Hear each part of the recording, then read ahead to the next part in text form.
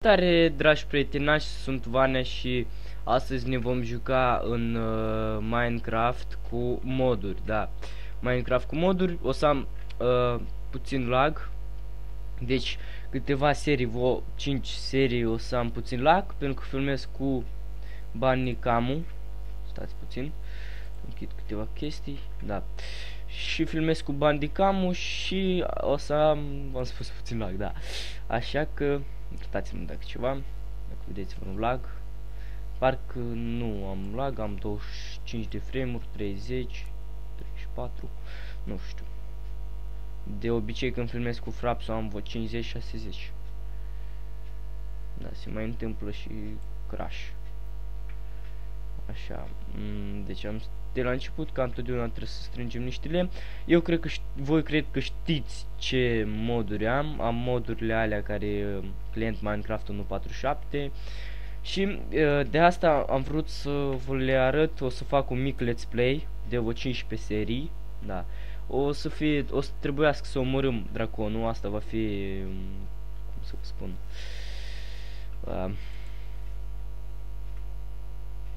o să trebuiască să omorâm draconul, da. Și atunci o să terminăm seria. Așa, strângem niște lemn. V-am arătat că avem și modul minions. O să mă folosesc de minions. Trebuie 2 levele. Cred că am grafica puțin prea rea. Știu. Așa.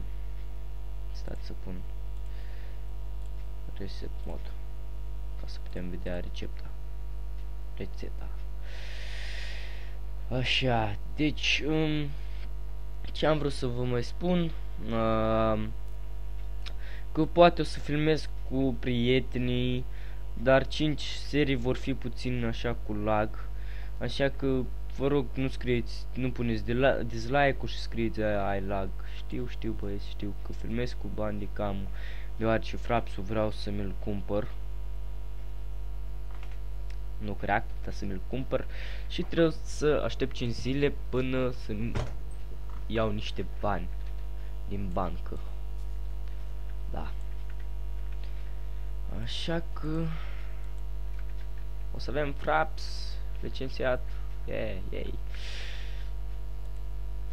Deci să facem așa. Și un topor. Deci nu v-am arătat ceva extraordinar de tare.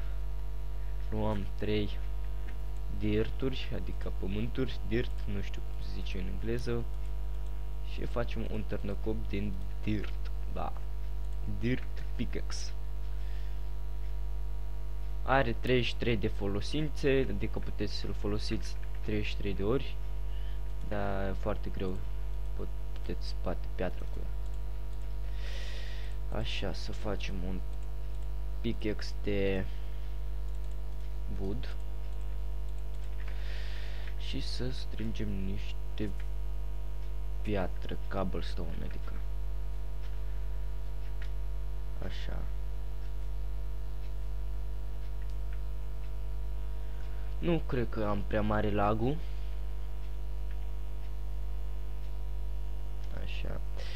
Filmez cu Bandicam. Știu că pot să-mi iau Frapsul, dar filmez cu Bandicam încă n-am Camtasia Studio 8 și o să fac o serie. Toate seriile vor avea ceva cam 10 minute. Da. Cam 10 minute vor fi toate. Pentru că nu prea vreau să filmez așa mult, 20-30 de minute, o să filmez decât 10.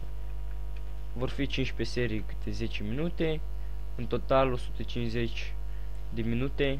Va fi 2 ori jumate. Da.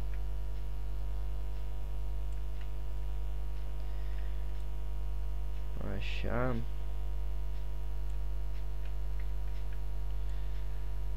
Să facem imediat o casă. Dați lângă copacul ăsta albastru, pentru că e din Towncraft.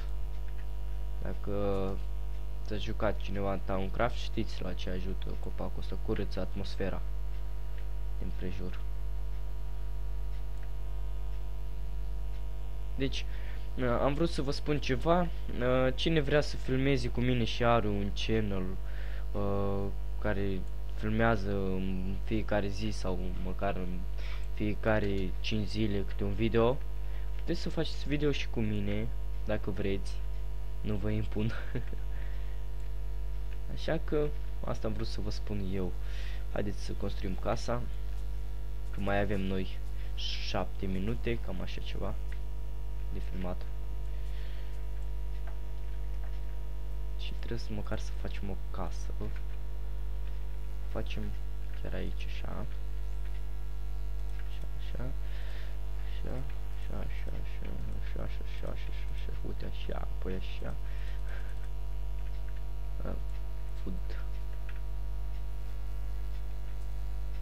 Să luăm de aici. Așa, e bine. Nu facem o casă extra mare, facem așa o casă pe un timp ca să supraviețuim.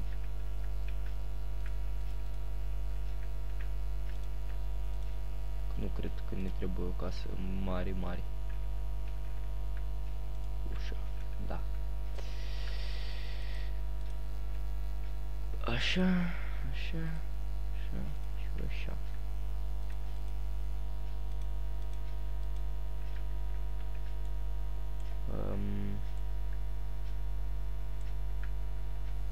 Ok. Așa facem o casă, nu prea vorbesc prea mult. Sunt concentrat la construirea casei. Asta e ceva important. Da. E ceva super important.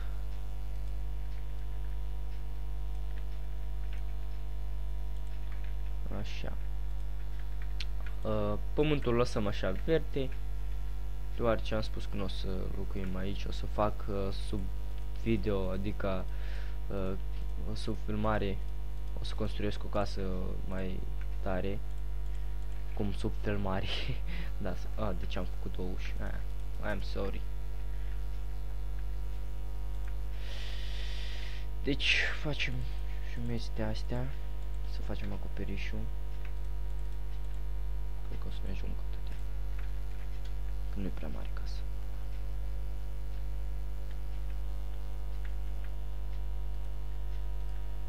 Așa, așa, așa, așa.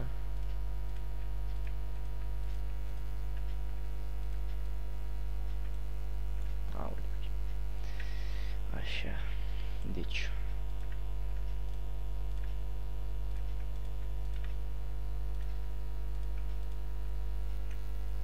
casă extra mare de mare.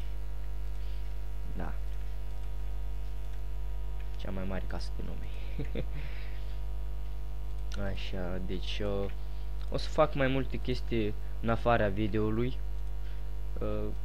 Adică pentru că casa o să fac în seria următoare, o să o termin deja. O să fac undeva pe sus, acolo sau undeva acolo, să fie mai tare.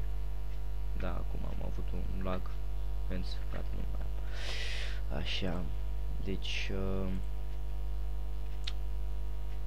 putem să facem, da, putem să facem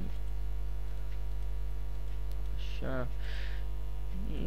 Vă arăt modurile care sunt și de asta o să fac ce este, dacă credeți că mă folosesc și că are o casa asta care o fac imediat din blocul ăsta.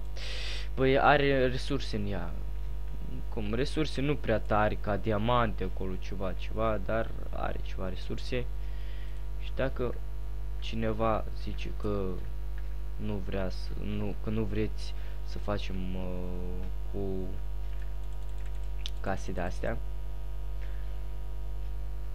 noi nu o să facem, da,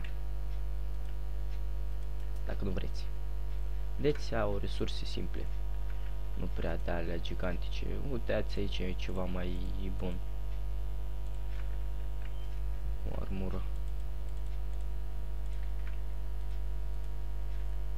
Mâncare. Zăpadă. Deci asta o să ne trebuiască. Târnăcopuri. Oase. Era un târnăcop undeva de aici, trebuie să fie de diamant. Da, știu. Este ceva și mai tare. Am uitat cum se numește. Ceva, o boxă care dacă deschizi poate să-ți cadă orice. Eu v-am arătat la clientul meu ăla. Oh, 3 târnăcopuri. Super tare. Fain. Da, fain. Ok. Cam asta a fost prima serie. O încheiem la asta. Casa asta degeaba am făcut-o, că am făcut-o pe asta. Pot să locuiesc în ea. Și cu voi a fost Vania. Sper că vă place și o să fac ceva mai tare, cu aventuri, ceva mai super. Așa că vă rog, puneți un like și un subscribe. Voi fi foarte fericit. Și dacă vreți să jucați, scrieți un comment și vom juca împreună. Da, dacă puteți ține server. Dacă aveți un păcă bun și puteți ține server. Și cam asta a fost tot. Vă urez o zi bună la toți. La revedere!